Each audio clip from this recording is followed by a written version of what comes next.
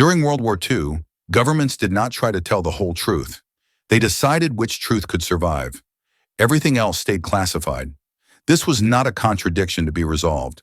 It was a system designed to function under extreme pressure. This is not a story about lies versus honesty. It is about parallel information systems built for incompatible purposes, operating simultaneously throughout the war.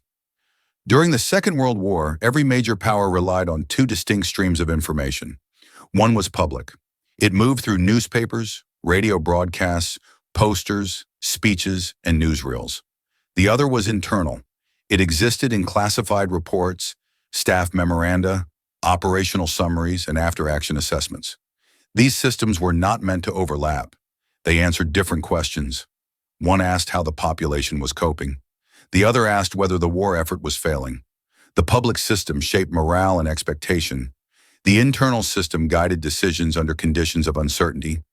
Each system performed its role precisely because it did not attempt to perform the others. Understanding this gap explains more about how the war was actually fought than any single battle plan or campaign map. Public information during the war followed clear priorities. Civilian morale had to be maintained. Political stability had to be preserved. Alliances had to appear solid and confident. Panic had to be avoided at all costs. Public messaging followed a different logic. It did not aim to describe reality. It aimed to stabilize it. Information was filtered not by accuracy, but by effect. Reports were shaped to leave confidence behind. Doubt was treated as a risk factor. This did not require constant fabrication. It required selection, emphasis, timing. What the public received was not false in isolation. It was incomplete by design. Radio broadcasts avoided detailed casualty figures. Newspapers delayed or softened reports of defeats. Newsreels selected images that suggested control and momentum. Posters projected confidence even when resources were strained. Inside military headquarters and government offices, a very different information culture existed. Internal reporting was structured around identifying problems. Staff officers recorded shortages, equipment failures, delays, and breakdowns in coordination. Intelligence assessments emphasized enemy capability rather than friendly strength. After-action reviews focused on mistakes, not morale.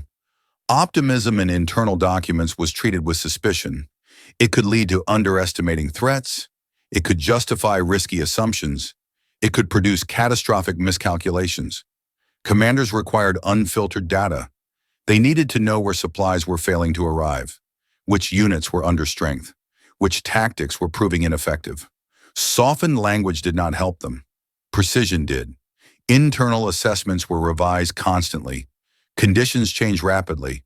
Weather, enemy action, logistics, and intelligence all altered the picture. What seemed manageable one week could become critical the next. This system valued usefulness over reassurance. Information existed to reduce uncertainty, not to inspire confidence. Because of this, the two systems could not be unified. Operational security was one reason. Internal reports contained sensitive details about movements, weaknesses, and intentions. Publishing them would have provided direct advantages to the enemy. Political risk was another. Governments feared that full transparency would destabilize civilian populations already under strain. Accurate reporting on losses, delays, or resource shortages could weaken public resolve or trigger unrest. Alliance diplomacy added another layer. Coalition warfare depended on confidence. Admitting internal doubts or weaknesses publicly could alter negotiations, reduce trust, or shift burdens unevenly among allies. There was also the problem of incomplete information. Internal reports were often provisional and contradictory. Battlefield data arrived late, fragmented, and subject to revision.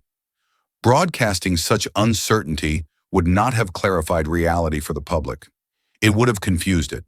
The gap between public messaging and internal assessment was therefore not a failure of integrity. It was a structural requirement of total war. This structure also shaped how responsibility was distributed. Public communication concentrated accountability at the top. Leaders spoke in definitive terms. Statements were confident. Outcomes appeared intentional and controlled. This created the impression that events followed a coherent plan. Internally, responsibility was fragmented. Decisions were provisional. Plans were revised repeatedly. Failures were traced through layers of command, logistics, and circumstance. The internal record rarely presented outcomes as inevitable. This divergence mattered. When outcomes were successful, public narratives reinforced trust in leadership. When outcomes were costly or unclear, internal assessments focused on adjustment rather than justification. The two systems therefore encouraged different behaviors. Public messaging rewarded certainty. Internal reporting rewarded caution. As the war progressed, the distance between these systems often widened. The longer a conflict continued, the harder it became to reconcile public expectation with operational reality. Early optimism locked in later constraints. This dynamic did not require malicious intent. It emerged naturally from prolonged pressure, incomplete information, and the constant need to maintain momentum. The result was not a single narrative, but a layered one. Each layer served a function. Each concealed something the other required. At this point, the gap stopped being informational. It became operational. Decisions were no longer limited by resources or enemy action alone. They were limited by what could still be said publicly without collapse. The war did not slow because leaders lacked options. It slowed because some options could no longer be explained. From that moment on, information was no longer describing the war. It was shaping the boundaries of what the war could become. Once a narrative entered the public sphere, it became difficult to reverse. Leaders found themselves constrained by earlier statements, even when internal data suggested a change of course was necessary. Strategies continued not because they were effective, but because abandoning them would require public explanations that risked undermining confidence. Resources followed commitments that had already been presented as essential. Adaptation slowed. The greater the distance between public narrative and internal reality, the harder it became to correct course. Decisions required not only operational approval, but narrative justification. In some cases, escalation became easier than reversal. Retreat exposed the gap too clearly. Persistence preserved the appearance of control, even when internal reports warned otherwise. Opponents watched closely. Enemy intelligence services analyzed public statements for inconsistencies with observable conditions. When propaganda diverged too far from reality, it became exploitable. Allies sometimes misread each other as well. Public confidence masked private concern. Expectations built on speeches and press releases clashed with limitations described in classified exchanges. Information delay became a strategic factor. The time between internal recognition of failure and public acknowledgement created windows of vulnerability. Those who recognized the gap early could act before adjustments were made. World War II was not fought only with armies and factories. It was fought through managed perception. The side that controlled its information gap most effectively retained flexibility longer. Those that lost control of either system faced compounding problems. The real war often unfolded inside documents never meant for public view. Classified reports recorded uncertainty, revision, and failure in a way public narratives could not. To understand the war, both systems must be examined, but they cannot be merged. Each served a function the other could not perform. Propaganda and internal reporting were not opposites. They were complementary tools governed by different rules. One managed perception, the other managed reality. Both were necessary. Neither was sufficient alone. The gap between them was not evidence of deception. It was evidence of complexity.